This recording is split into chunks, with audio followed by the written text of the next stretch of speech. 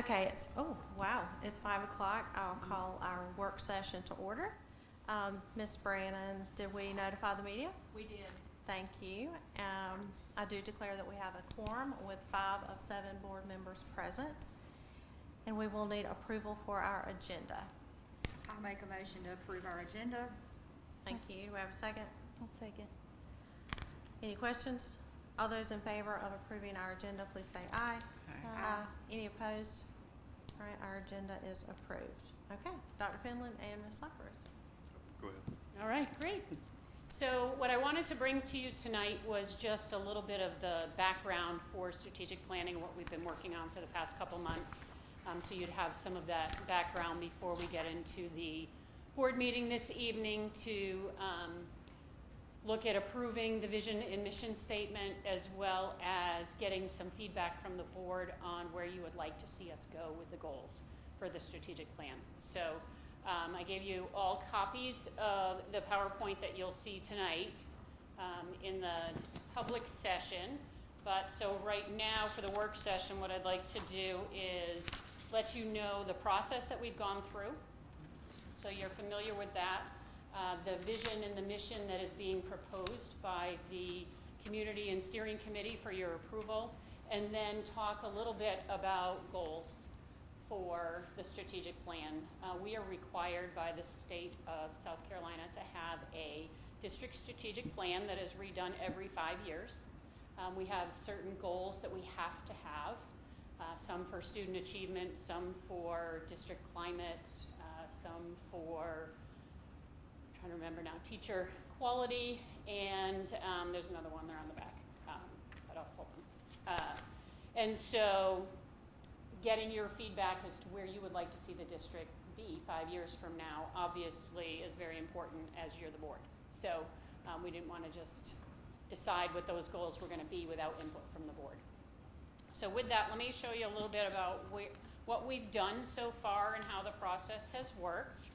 We started out with a survey all the way back in January where we surveyed the community. We had almost 700 people responding to that survey, and they gave us feedback on the old vision and mission statement. What did they like about it? What would they like to see changed? As well as what are some things that they would like to see maybe that weren't in it before. So we took all of that feedback, and then the steering committee met. We met on February 5th. Due to the snow, it kind of got bounced around, so we had some of our steering committee people there that night. Some didn't, but we kind of caught them up. And what we did is we drafted a new vision and mission statement. That new vision and mission statement really was designed to take the input from the community from the survey and start with something. It was never designed to be the final product or anything like that. It was designed to be able to send then to additional people and focus groups and things like that to get additional feedback on where the community would like to see Lawrence 55 go in the future. So with that, we ended up having additional focus groups. We had 3 different community sessions.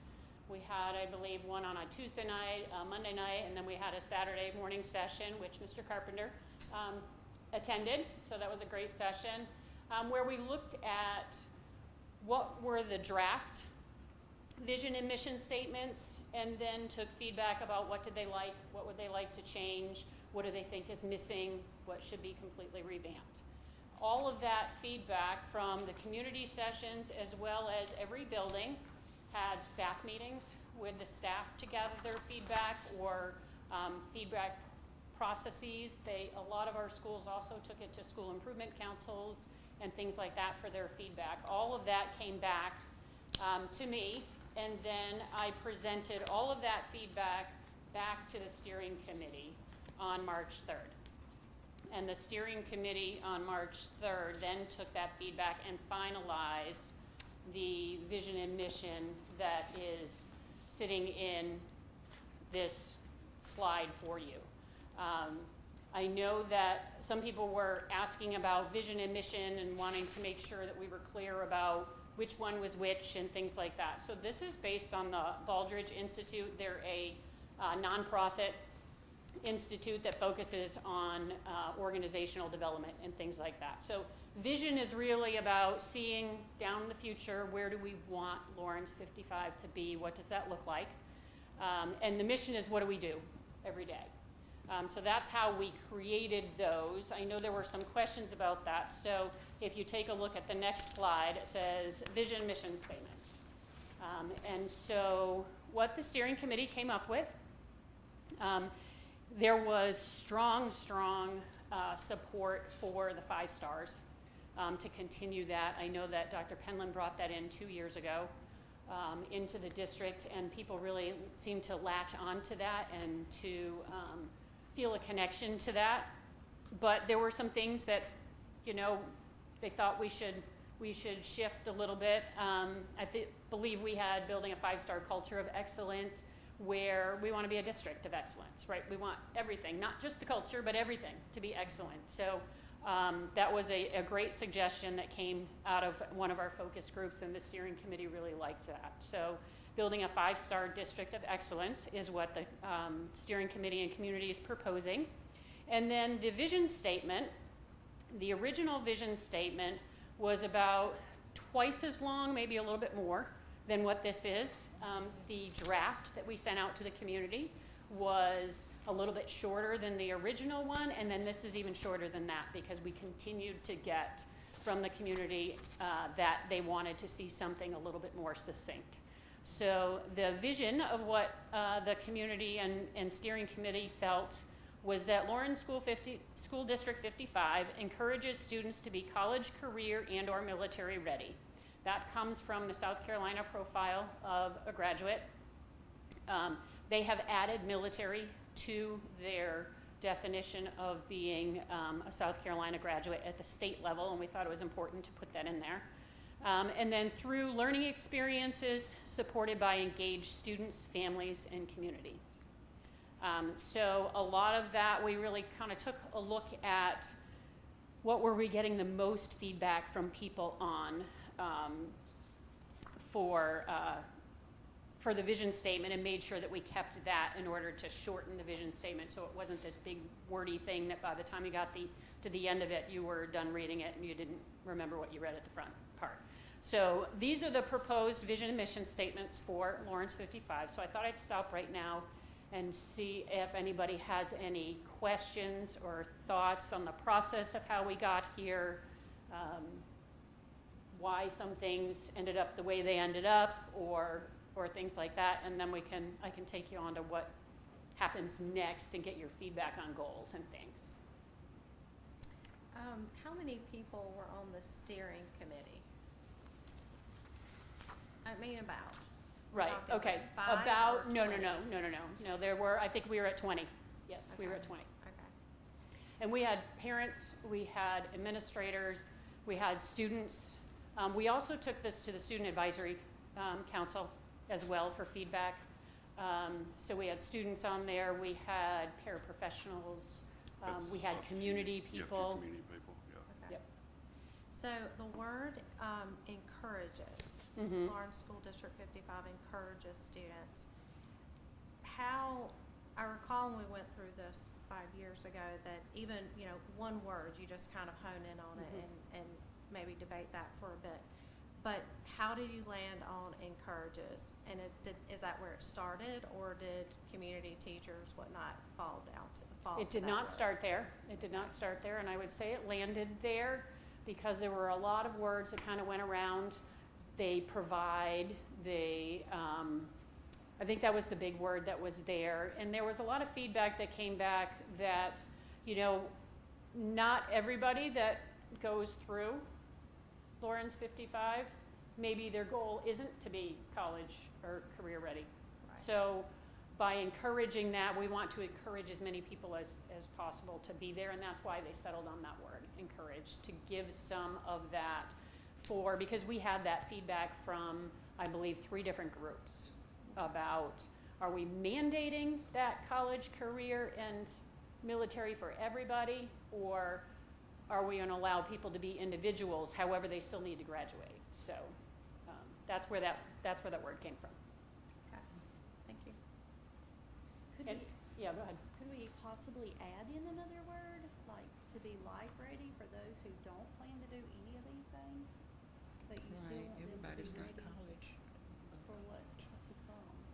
I don't know if you want to change it after it's gone through the whole process that it has, but that's your call as the board, you know? What word did you Because- say? Life, Life ready, okay. Yeah, because everybody don't want to go to college. Well, it We does want to say encourage them college. to go, but It does say college, career, and or military ready, Right. but I mean, there's well, I guess plenty a of two-year people school that is considered college. choose So to you be mean like stay-at-home college, mom. career, life, and or military ready is what you're thinking?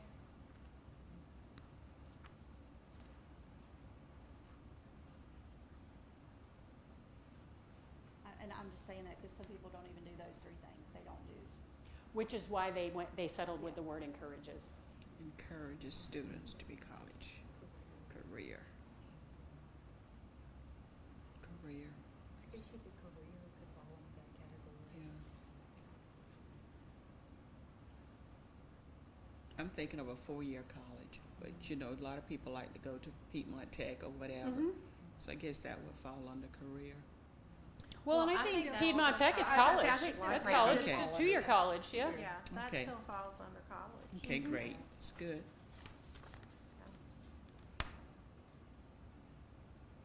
So why don't we move on to the goals piece, and then we can come back and decide, so that people can kind of process and think about it? Okay, about whether you want to add that in there. So those are the proposals, and we'll look for approval tonight for those, the vision and the mission. So that's why we can circle back to that before we're done.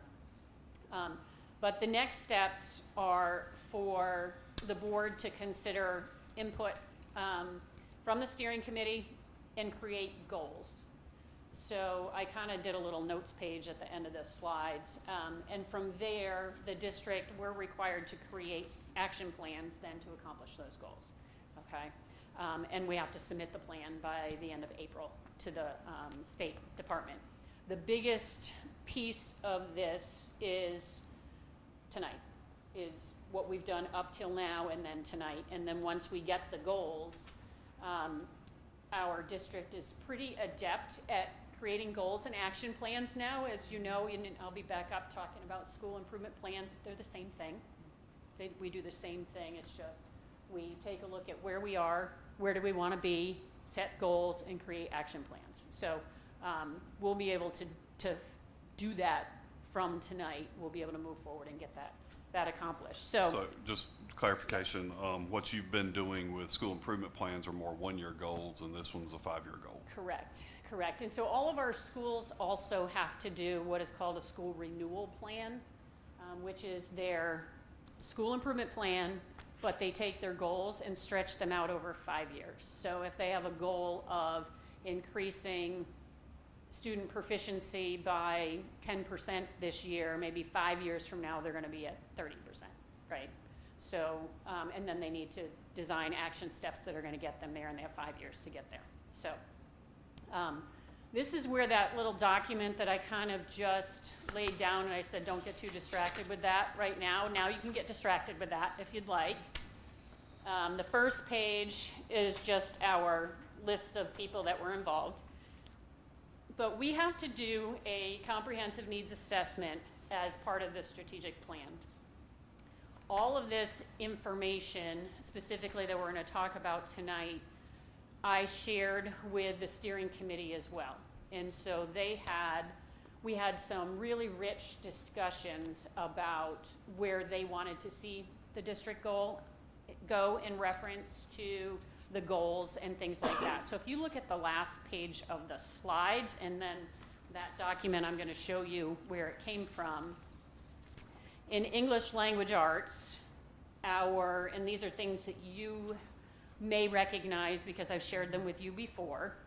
These are our English language arts proficiency progress over the past 7 years, and where we stack up when it comes to the rest of the state, as well as how we are trending when it comes to reaching the North Star, which is 75% proficiency for the state by 2030, which is 5 years from now. This plan takes us to 2031, so keep that in mind. So the state wants us at 75% by 2030. And so we had a lot of conversation at the steering committee about setting a goal either at, within 5 years, to be at 70, 75, or 80. And so let me tell you where those came from, okay? The 70 was, well, we're still below the trend line, so are we going to get to 75, right? However, 2030, the goal is to be at 75, so we're giving ourselves 1 extra year by picking 75. Or if we were at 75 by 2030, then maybe we should be at 80. So really Can you what... clarify which line is which here? Sure. The bottom line is us. The straight line is the goal line, and the top line is the state average. Thank you.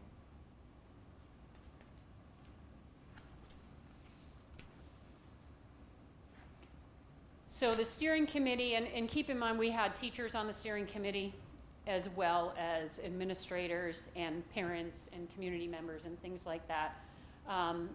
We in the room all felt that 70 or higher is a very lofty goal, but it's doable. It's something we can probably get to, or pretty close. And so we want to challenge ourselves. We don't want to just say, well, we're at, you know, what is it, 45%, and okay, we'll get to 50 within 5 years. That's not a district of excellence, right? I mean, that's what we're aiming for, is a district of excellence, right? And so they felt 70, 75, or 80. And so what I would love to do is have some conversation tonight about what would you like to see? What do you think is realistic? Where would you like to see the district go when it comes to the achievement for English language arts?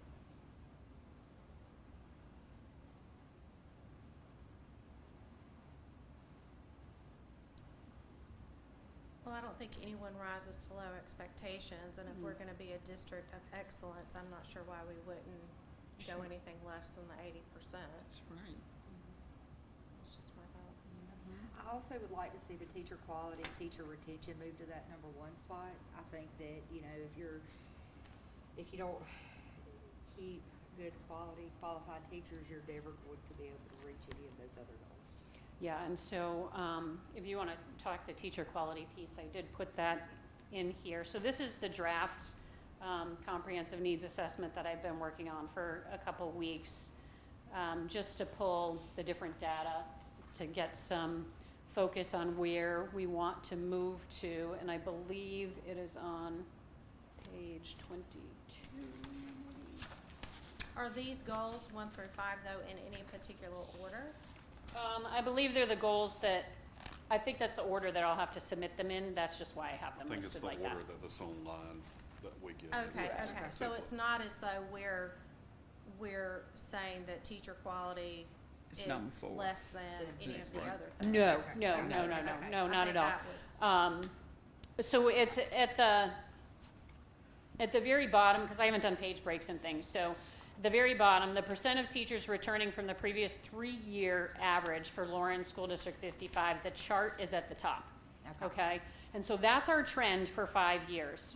And our retention rate is around the low 80s, and that's where it's been for the past couple years. We were at 85 at one point, but top performing schools typically are in the 90 percentile range, because you're not constantly reteaching people how to do what you do, right? All these best practices that we're learning through Cluster and our instructional coaches and all that support, we have to reinvent the wheel every year if we're replacing 15% of our teachers, right? So we want to have much less than that. So there is a definite connection between student achievement and the retention rate, and that's why Dr. Penland and I had a pretty long conversation back and forth for, about a week, about what metric did we want to use, and we've kind of settled on this because we felt that it has a really direct connection to what we're doing as well as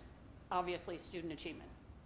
So, you know, the things that seem to have the most impact for teachers as far as retention is they have mentorship, they have targeted support, and they have feedback, they have coaching, which is our instructional coaching model. So if we want to improve that, we need to continue to use that model for our teachers. So what we would do is I think as far as teacher quality and the retention piece, I would aim to be up near 90.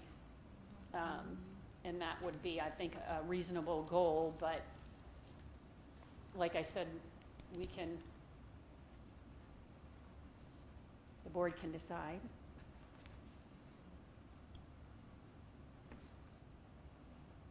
But Heather, you're right, it has such a direct connection Right. between the two. So, because now when you look at math might be a little bit different because, yes, we want to be a district of excellence, but I think we also have to be realistic about where we are at this point. And so math starts at, I believe we're on page 17.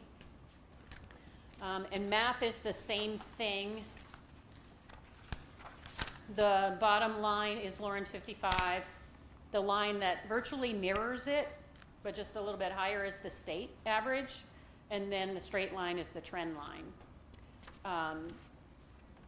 You know, we're down at about 25% in Algebra 1, which is on page 19.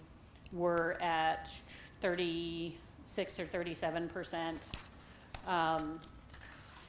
To jump all the way to 80% in 5 years, we need to make sure that we're setting goals that are realistic and that we think are doable. When we look at the rest of the state, I think we're going to have to take a look at that. So the steering committee was looking at either setting it at 50% or setting it to go above the state average.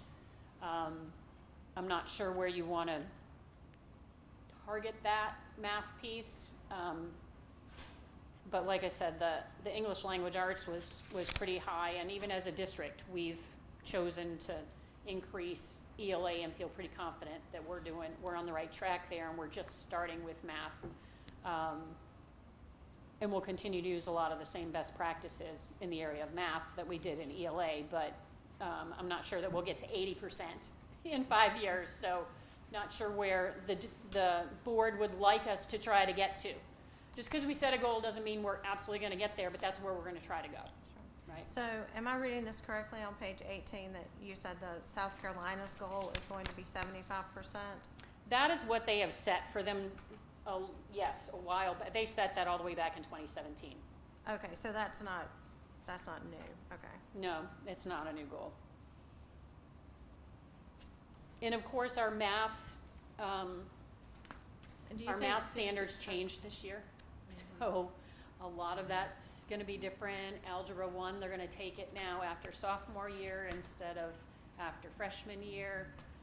The other thing to know is if we end up achieving a goal, right, and so say next year, SC ready wise for math, I'm not even going to talk about Algebra 1 because the numbers of kids taking Algebra 1, I don't really want, it's like apples and peanuts, not even oranges, so of what will happen next year. But if, say, SC ready, we end up jumping, boom, we go all the way to 55% proficiency next year, right?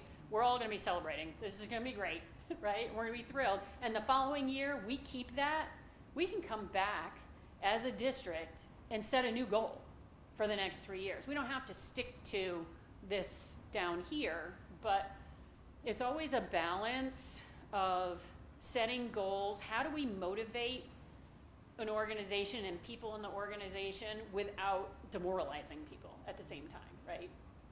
So So our numbers right now are 18%? No. No. 20 No. We're at about Like 22, 24. 23%? Yeah, 23, 24%. Okay.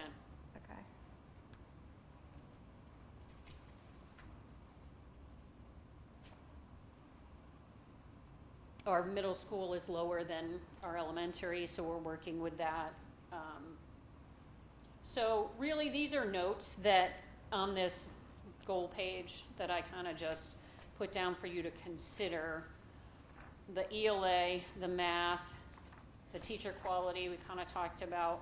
I'll talk to you about college and career ready, and then I can throw out some numbers and you let me know if you're comfortable with them, okay? But what I do want to talk to you real quickly about is the career and college ready piece, because I think it's important for us to remember that although we might get English language arts proficiency and we might get math proficiency, ultimately, when our students walk across the stage, the community and the businesses are expecting them to be college, career, or military ready, right? That's what they're expecting. And right now, if you look at the top of page 21, we have a graduation rate that is about around 83%, a little bit higher than that. But we have a college or career ready rate of about 58%. So if our vision is for our students to be college, career, or military ready, and so the word military will now be added to this graph beginning next school report card time. That's why you don't see it right now. So we're not ignoring it, it's just state hasn't added it yet. If we're saying that our students are going to be that in 5 years, then we're talking about we need to kind of close this gap between the graduation rate and this college or career ready rate. Okay, you'll notice that we've increased it quite a bit since 2024. We saw some big jumps. We want to continue to increase that. There are some logistics and some kind of funky data things that I don't think will ever be even, because a student could take the SAT and they score a 1039, they're not college ready. But if they score a 1040, they are, right? If somebody scores a 1039, they could go to college and could be successful and be just fine, right? But according to the state, they won't be defined as college ready. So, you know, I wouldn't recommend that our goal is 83%, right? But we want to close that gap a little bit. So we did talk at the steering committee about shooting for 75%. So that got us closer. And but- for those lines, to kind of Yeah, I make was sure you about know to which say, one's we need which. to- Yep. So the top one is gonna be your high school graduation. Mm-hmm. The, next line will be your college or career. Line 3 will be your career ready.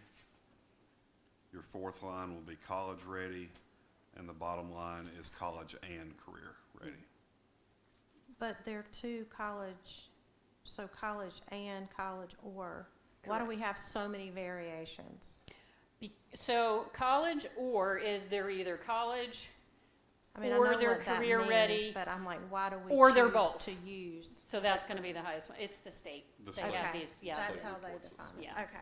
Okay. To me, I think the two important lines are the top line and the second to the top line, Okay. right? The two top lines are the important ones. Those are the ones that we're talking about, right? If our vision is going to be that we graduate students that are college, career, or military ready. And So we you can only kind of have to see have where they a were. specific goal for one of those lines. We do not have to have a goal for any of that, but the Okay. steering committee felt it was that important. If it's going in our vision statement, we should have a goal for that. Okay, perfect. I think it's a reasonable goal. I think it's a great thing. If we want to be a district of excellence, we're going to target that, right? Okay.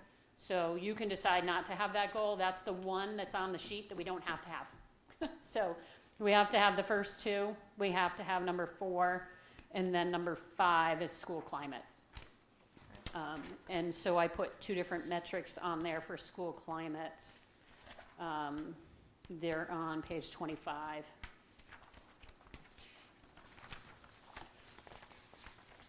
Can I say something? Yep. Right here? There's a lot of conversation about does a college education really matters today? And we have to understand the change of, we're going back to the factory. Okay? if you're going back to the factory, do you really need a college education? That's the question they're asking. And look at, they're out, as far as making money, they're making way more money than college graduates are. Some of them are, yep. You know, so the point is what and why. You know, military ready, ABSAC, can you pass it to get in the military? Obviously they ain't, because they're saying a whole lot of kids can't pass it. That's the simplest form of math. But if you got an 8th grader that doesn't understand a multiplication table, to me, that is a school district fault. You shouldn't be in the 8th grade and not know that. But it boils down to, what are you doing to rein these kids in? We can't get rid of the cell phones. Spend an enormous amount of time on that. You know, you can say, well, it starts at home. You don't know the home situation. You know, because I'm saying, if a child gets up at 8 o'clock in the morning to go to school, when that child get out of school and their parent go to work at 4 o'clock, when that parent get off at 12, that child is in the bed. So the only affected person that has had a chance to make a substantial mark on that child is their school teacher. So they can say what they want to say about it starts at home. The home don't cut it all the time. No, and I don't disagree with what you're saying. And that's why I think the steering committee chose college, career, or military ready. So they're not saying you have to be college ready. They're not saying you have to be career ready, but you need to be one of them, right? Or military, right? You need to be one of the three. And that's what the vision statement is saying. And that's what that chart, what we're looking at, those 2 top lines are saying that any of those 3 things, we should have more people that are able to do that if they're truly graduating, right? Because we have to have a standard, like everybody should know their multiplication tables. They should know them long before 8th grade. But yeah, so I'm saying, so why are we saying military ready? We don't have a draft. Because the state added that. If it was a draft, I could understand that. But that's a choice. It is. Because people understand you. Well, just like college and a career are a choice too. People can choose whether to go the college route or they can choose to go the career route. And both are successful. So, yeah, I think you're right. Do you want me to move to the climate one, and then we can just go back to the goals and see where you want to land? Yeah, we can keep going with that. Okay. So the climate one, I'm sorry, it starts on page 24, where you can see that we have our different schools and where they've been for the past 3 years when it comes to school climate, right?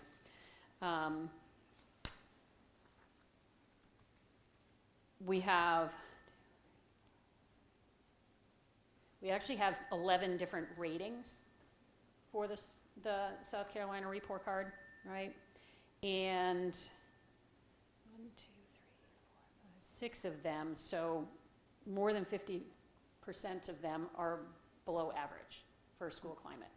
And so we can look at school climate as increasing the school climate scores. So we go from, say, 40-some% of our schools have average or above ratings in school climate to 80% of our schools, right? That would be a goal that we could have. One of the areas that we'll target is attendance. That's why you see a lot of the attendance on the back. And so that would be something that we would address. It's also a metric that we would use, or we can just set an attendance goal. But I'm thinking if we're looking and we're aiming at the school report card and the overall piece of school climate, I think maybe the numbers of schools that are performing at least average or above is a reasonable, attainable goal that's going to turn around and say, we're a district of excellence if we're providing this kind of climate. Because right now, that's not working, right? And I know it's not working for me. Well, Are they, oh, go ahead. go Go ahead, ahead. go ahead. Are these school climate ratings that you have listed here, are they actual? These are real? Okay. Those are real, actual school climate ratings for the past 3 years. I pulled them from the report cards. And that's what I'm calling into question. You look at the first two, below average, below average, below average. That's our job to correct that. We're gonna let that go on and on and on. We hold the superintendent to the fire for that. No school should be 3 years running below average, and you still maintain the same principle.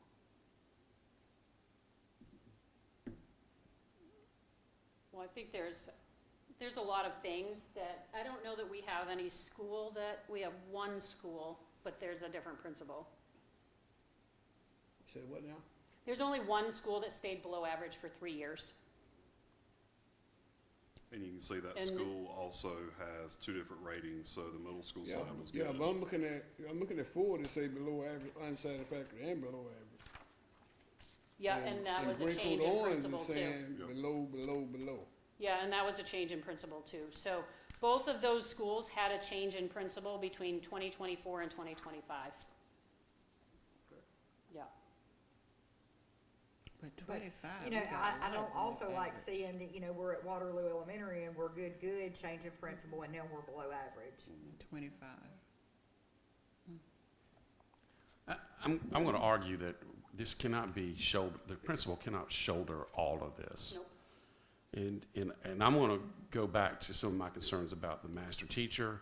We have let go of interventionists in lieu of master teacher. And there's no way you can convince me that having teachers, master teachers helping teachers is better than having a teacher teaching children. That math does not compute for me at all.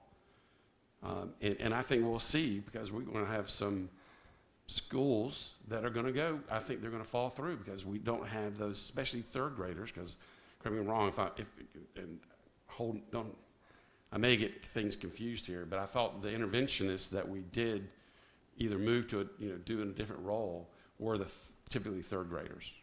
They were the upper grades, yes. Yeah, the upper grade. So we're going to see what happens, but I would not put this all on the shoulders of a principal. There's a whole lot more things going on here, the intricacies and the complexities There always of teaching kids and again, I'm just throwing it out there.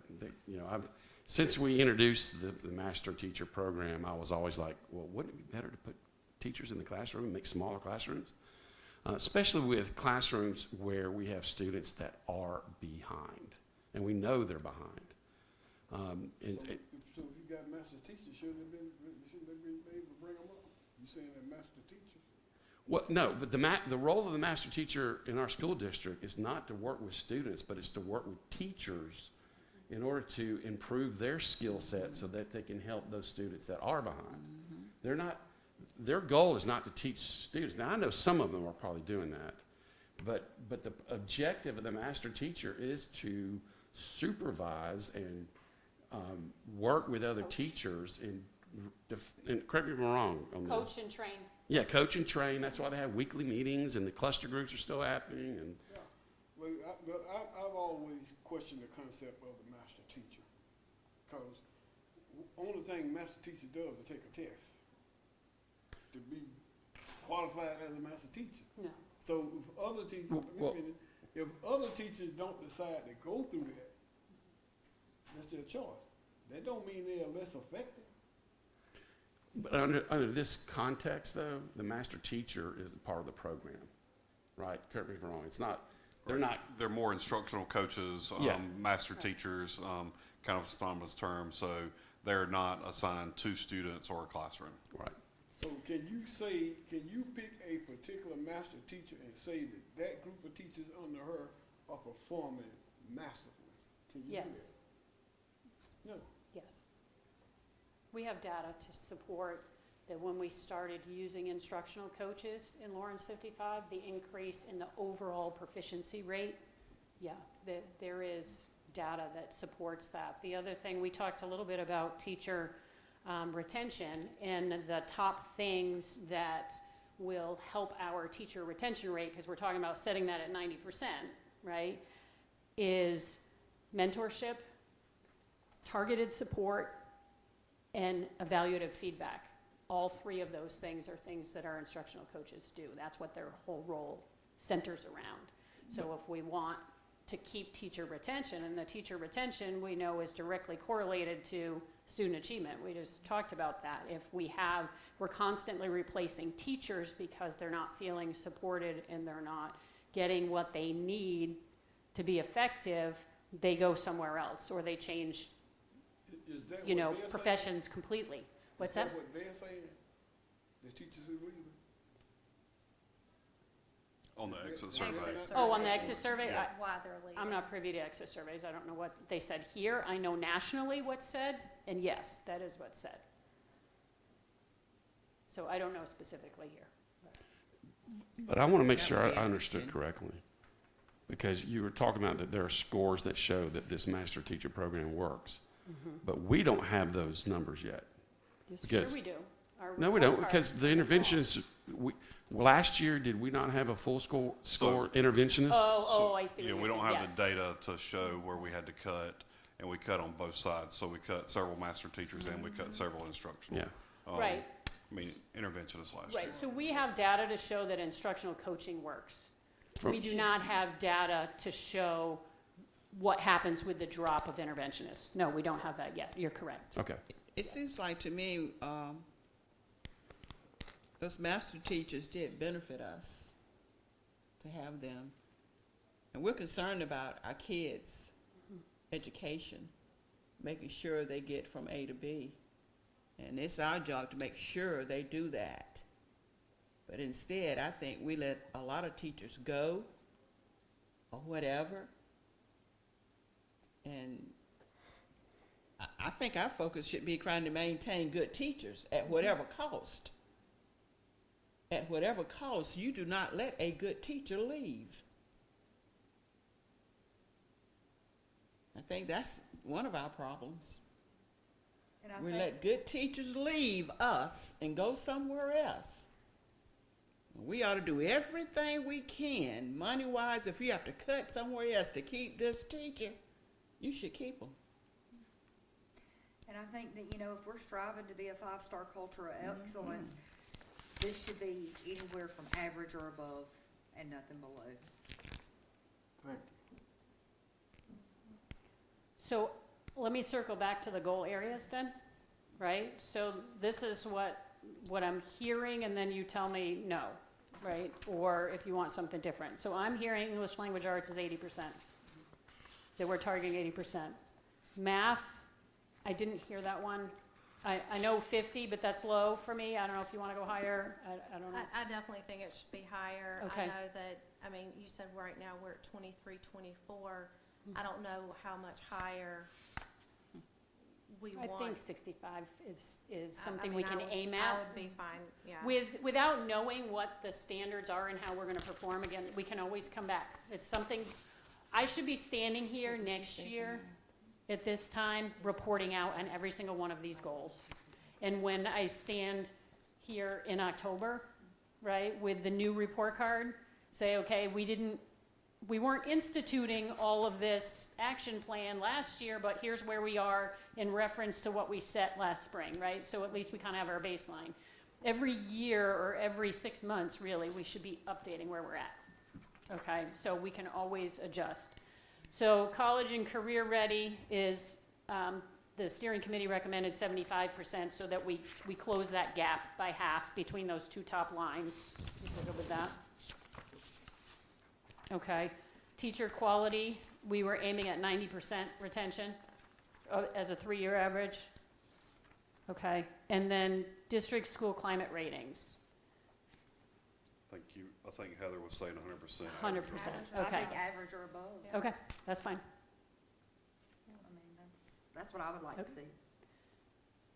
I think it's really important for all of us to be on the same page, and we might not always agree on where we're gonna be, but at least we all know where we're going, right?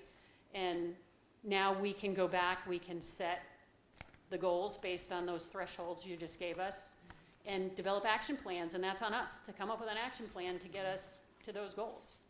So, Now, will we be approving goals tonight or just the vision, mission statement? just the vision and mission statement. Okay. You don't have to approve the goals and things like that, we actually have to. I just like the board to be involved in setting the thresholds, Okay.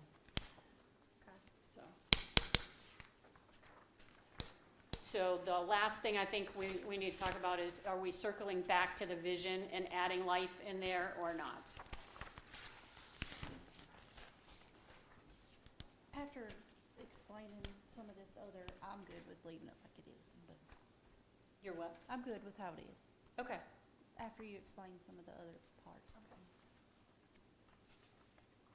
All right, so we have, so what we'll be talking about tonight is, and asking for approval, and I think I have the recommended motion in the memo, I believe. Building a 5-star district of excellence. So Lawrence School District 55 encourages students to be college, career, and/or military ready through learning experiences supported by engaged staff, families, and community.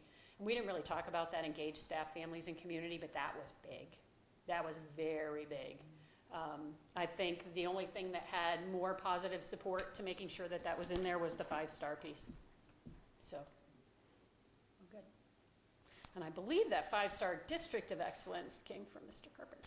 Do you remember that? Yeah. Yep.